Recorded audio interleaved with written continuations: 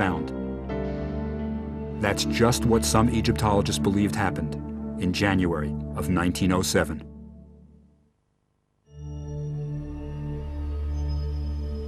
Of all the royal mummies ever discovered, none caused more controversy than the one found in Tomb 55 of the Valley of the Kings. At the beginning of the century, Theodore Davis, a wealthy American excavating in Egypt, discovered a tomb in which a burial from the Amarna period had been reinterred. This tomb was clearly unfinished, and the burial a hasty one. Gilded wooden panels lay on the floor and against the wall. They bore the damaged image of Akhenaten, worshipping the sun disk, and the name of Queen T.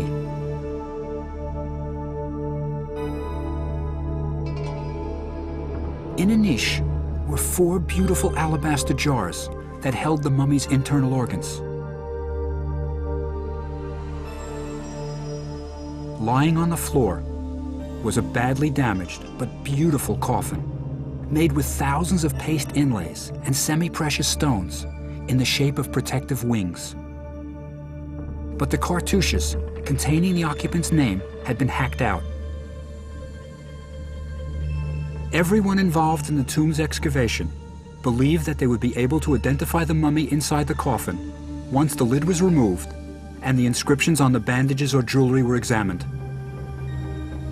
When the day of unwrapping arrived, all those present had a sense of the event's historical importance.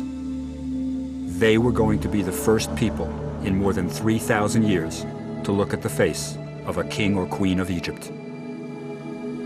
When they raised the lid to the coffin, a mummy was revealed, wrapped in gold leaf. But as they began unwrapping the mummy, something out of a horror movie happened. As soon as they touched the mummy, it crumbled to dust, leaving the excavators with a pile of disarticulated bones at the bottom of the coffin. But beneath the skeleton, the last sheet of gold seemed to have the damaged name of Akhenaten written on it. The pelvis was wide, like a female's, but Akhenaten had always been shown in his statues with a wide pelvis, and the head was elongated, like Akhenaten's. It all seemed to fit perfectly. Some of those present were absolutely convinced they had found the mummy of Akhenaten. But today, the identity of the mummy in Tomb 55 is still a mystery. The final word on why Akhenaten and the royal family was shown as deformed may be written right now by a group of scientists working on a disease known as Marfan syndrome, a genetic defect that damages the body's connective tissue. Abraham Lincoln was probably a sufferer of Marfan syndrome.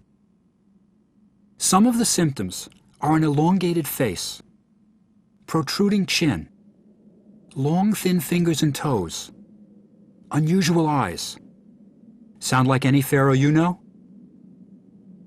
And if Akhenaten had this genetic defect, each of his daughters had a 50-50 chance of inheriting it. That might explain why everyone is shown with similar symptoms.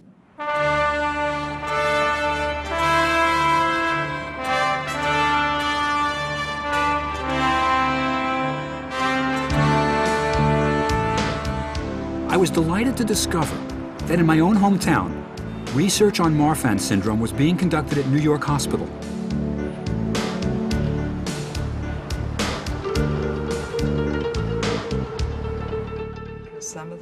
Dr. Jessica Davis is one of the world's leading experts on Marfan syndrome.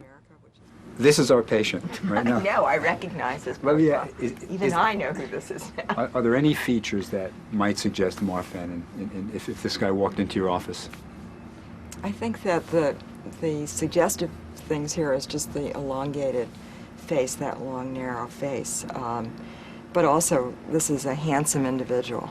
So that those are two things that I would be looking at. Someone who has essentially regular features, but long and narrow face. But the diagnosis of Marfan's wouldn't really depend on a facial appearance. Right. So I think it's important just to say that these are people truly who have Marfan syndrome have normal facial features, but they look Gothic and more classic. Now, typical of the period, the art, is elongated hands. And let me show you the kind of real exaggeration kind of thing. Now, that's a hand that's almost unnatural, the way the finger goes. Is there anything like that with long fingers with Marfan or? This very slender limb would certainly be suggestive of an underlying connective tissue disorders, as would these very long, thin fingers. And what you can see here is that he's kind of dislocated this a little bit. It looks flexible. Now, let me show you a foot. First of all, these are very thin limbs. The hand and arm were suggestive. The ankle certainly is suggestive. And this is a very long, elegant kind of foot with long toes. I mean, again, that's something that we would be measuring out in the clinical diagnosis of a person with Marfan syndrome. So yes, that's suggestive. Given the face, the hands, the feet, the body, the skeletal structure, would you send this man for a Marfan diagnosis? Would you? Would I do more? Get an echocardiogram would you send and everything? Yeah, I would probably. I mean, I think that this is a fascinating the thesis story. Sounds reasonable, and the thesis is, and the hypothesis is one that deserves looking at. And I think looking at other members of his family. Okay, so without more ado, Bob Brier will speak to us. There was one more stop on the trail of the Marfan syndrome. I wanted the insights from people who have the syndrome. Could they explain Akhenaten's behavior? Well, I dressed very differently, sometimes even exaggerating my difference, and wearing long capes and very much, well, if I'm different, well, look at me, I am different. That's interesting. I never thought of that, of people accentuating. I kind of could understand sort of just going away, but accentuating is interesting, because almost what Akhenaten does. I mean, Akhenaten's period is called the Amarna, and it's Amarna art.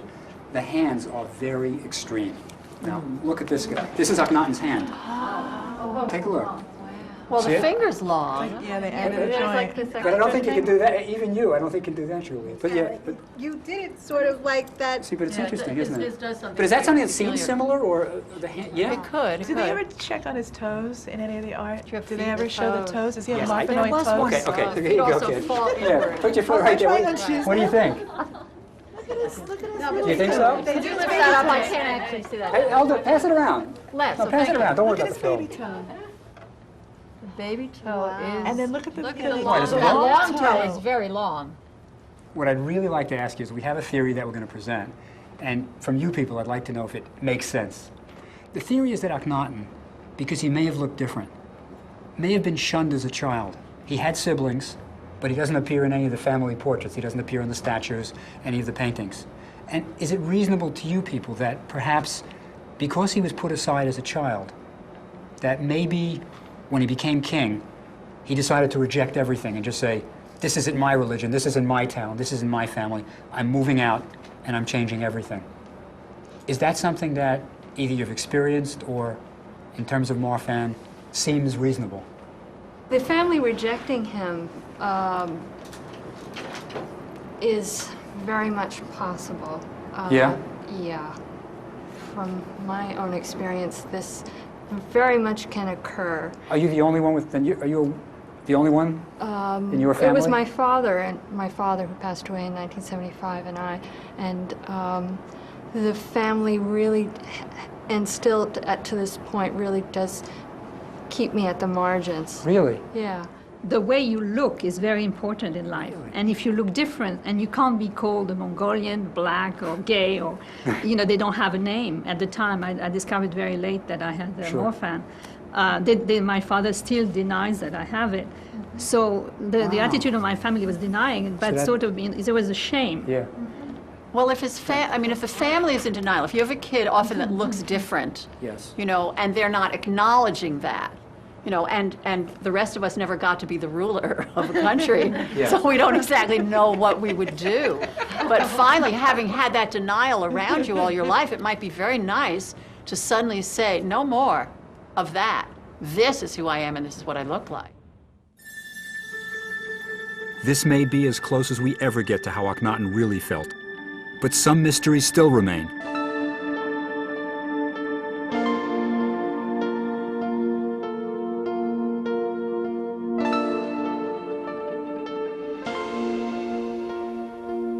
Even in death, Akhenaten rebelled against the traditions of Egypt, rejecting the site where his ancestors had been buried.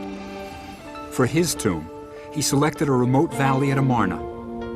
It looks like the Valley of the Kings, where his father was buried. Perhaps the child in him still wanted acceptance. In this tomb, the most original religious thinker the ancient world had ever seen was laid to rest. He had foreshadowed the monotheism of Moses and the tranquility and hope of Christ well before the people of ancient Egypt were able to accept it. Soon after his death, the followers at Amarna, unable to understand what their pharaoh had been preaching, abandoned the city and returned to Thebes and the familiar gods. The name of Akhenaten, branded a heretic, would be erased from the monuments of Egypt. It was his son, a young pharaoh named Tutankhamun, who all the world would come to know. The bold experiment in the desert had ended. The city of Amarna returned to the sand. American Egyptologist James Breasted said of Akhenaten, "There died with him such a spirit as the world had never seen before. A brave soul, undauntedly facing the momentum of immemorial tradition.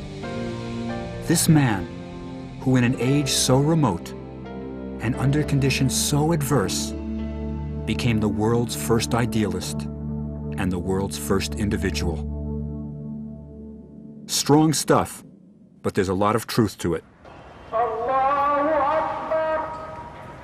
3,000 years ago, the rebel pharaoh Akhenaten outraged the inhabitants of the Nile Valley by preaching there is only one God. But less than 100 years after Akhenaten's death, Moses would be preaching one God, monotheism, on the banks of the Nile to the Israelites. Today, millions of Egyptians hear the muezzins in mosques affirm that there is but one God, and Allah is his name. The idea of a single God, once the radical belief of an isolated heretic, is now embraced by Muslims, Christians, and Jews throughout the world.